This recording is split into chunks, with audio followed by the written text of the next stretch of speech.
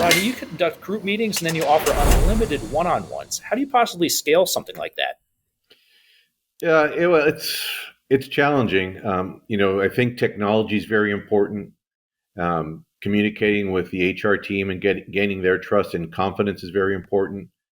What I've been able to do is establish a really good relationship with my clients up front about the importance of communication, so they can buy into that aspect.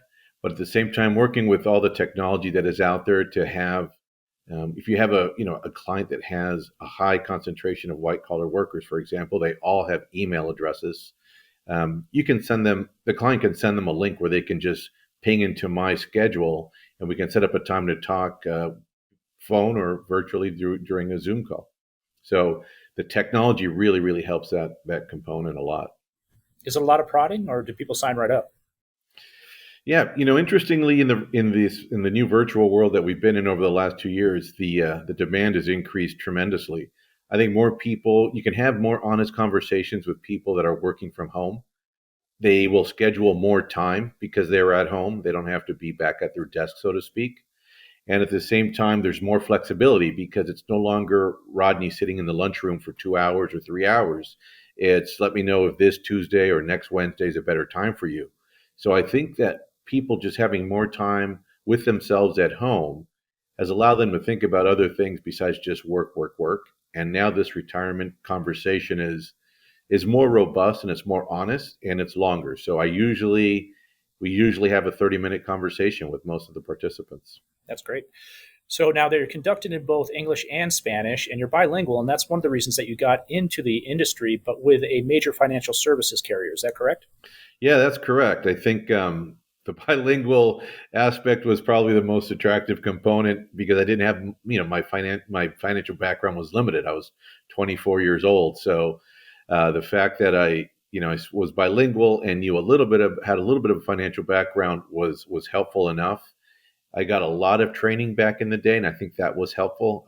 So the institution that I worked for, I was kind of shadowing people for many weeks before they let me in front of clients, but they didn't have that many clients back then, right? Because all the major carriers didn't have 40,000 clients, and they weren't selling 1,000 plans a year. But they did have an audience, and they did have a bilingual audience that needed some sort of communication. Why move to the advisor side? Well, I realized that it's easier to sell myself as a product than it is to sell somebody else's product. Products vary, and it was my experience when I was on the product side that a lot of your success depended on the product you were selling. There are some great salespeople out there, but there are also some really great products out there, some really good institutions, and some average institutions that aren't really committed to the space. And back then, a lot of vendors thought they could jump into the space, and then soon figured out they weren't equipped to. And so it was just I felt it was like luck of the draw in terms of what product you were selling.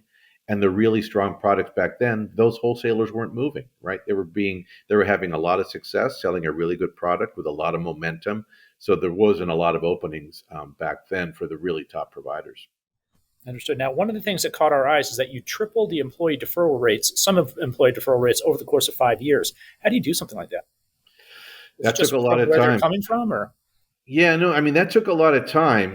It was 5 years of going into their work site. And it used to be one day, but I extended it to 2 full days. So I would commit 2 full days, but kind of full days because they had two locations within a 5 mile radius. And I would do one location in the morning and the other location in the afternoon. But I would spend the entire day helping them log in, understanding how to look up account balances, helping them understand their plan, helping them understand their investments.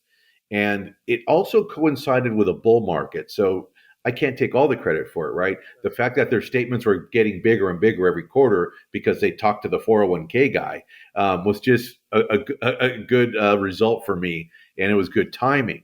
But at the same time, during those conversations, what these folks hadn't done yet is they weren't diversified well. So they had gone all in on fund A or all in on fund B or 50-50 on fund A or B, but they weren't asset allocation portfolios. So for people that are not that sophisticated on the investment side or don't have that experience, I'm a very big proponent of the asset allocation portfolios because it just gives them peace of mind. So during this week, so all of last year, I spent merging, calling 800 numbers, helping these people get in and out of their individual positions and moving into asset allocation because I just figured, look, when this corrects back, I don't want these guys or these women feeling this correction of 20% on their portfolios because now we've had 5 years of really strong earnings on the market side and growth on their statement side. And a 10% or 15% correction is going to shock their system. Yeah. Right. And so it was just them being open to, yes, we've had a good run. Let's take a little bit of profit off the table, being open to make that call to the 800 numbers and the 800 participant call center. And I would literally sit there with person after person after person calling the 800 number, moving them from fund A, B, and C to target date 2030 repeatedly. And a lot of them are in the same age group and they're all, yeah, I'm in the 2030. That's all they remembered. They were in the 2030, the 2025. They weren't aware that it was a Vanguard or T. Rowe Price or American funds. They just knew they were in an asset allocation portfolio named after the date they planned on retiring or the year they planned on retiring. And so that worked out really, really well because I would have gotten a lot because these folks they're very reactionary and emotional about money, like I think all of us, but they're not that experienced with market corrections. And as their account balances have grown and they're in the 100,000 or 200,000, in some cases $300,000, $400,000 range, a 10% correction really looks like a lot of money to them. So we've been able to dodge that bullet quite well. I'm very happy about that outcome. So you mentioned technology, but a lot of the constituents that you have are in Southern California, a heavy immigrant population, and don't necessarily make use of technology as often as we do. How do you account for that?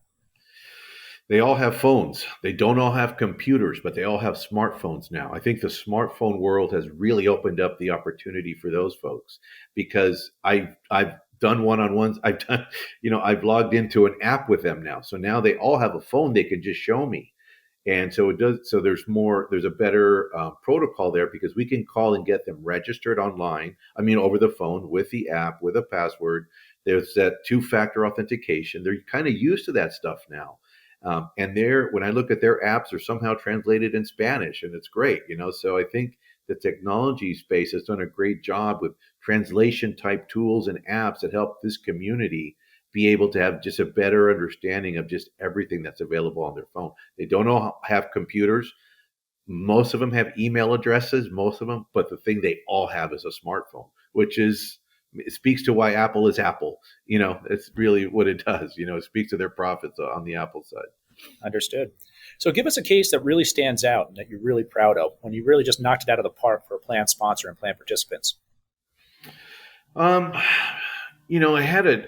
I'll tell you one right now. I had this doctor that, I'll give you one case here. Doctor was 70 years old, still working, right?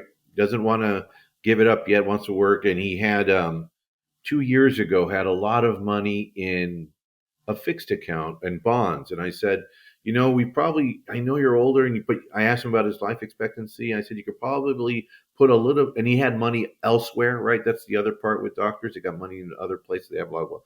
So we put their money in, I think, an S&P 500 fund, something very simple. But over the last 2 years, it did 30%, right? And so that paid off really well for him. But at the end of the year, he called me this year and he said, what do you think we should do with all this stuff happening? And I'm not a market timer, but I am sensitive to the fact that this doctor now is 75 years old and maybe now. And I'm said, you know what? We need to take a little bit off the table and just be more conservative with your money. Sequence of return.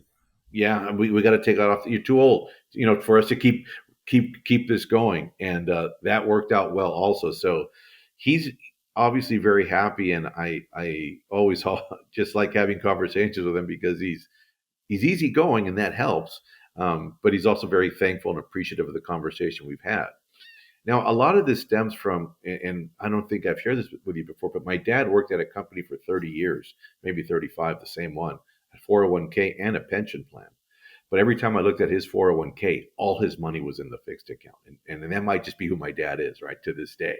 But I just wish someone had that conversation with him about asset allocation and diversification, even splitting it 50-50. It would have just helped him tremendously. Thankfully, he has a pension, so it didn't impact his retirement. He's at home, he's comfortable. I saw him this weekend, and he's great. But I think about people like that never were able to have that conversation with someone in the past about, just in the old days, you just put it in something safe, and especially for the immigrant community, we just don't want to lose it, right? That's kind of the way we walk into these sort of investments that we're not that sure about. From the countries that we've come from, we've seen banks collapse, we've seen markets collapse, so we don't trust financial institutions right away until you have this momentum in the market and you see it over the last 10 years. And then, yeah, then with that timing, it really helps a lot. But when I first started in 1994, there was still a kind of a recessionary environment we were trying to get out of. And people were a little bit reluctant across the board to jump into the stock market back then. Rodney, I can't believe I'm going to say this, but tell me about SageView and your book of business for anybody who doesn't know.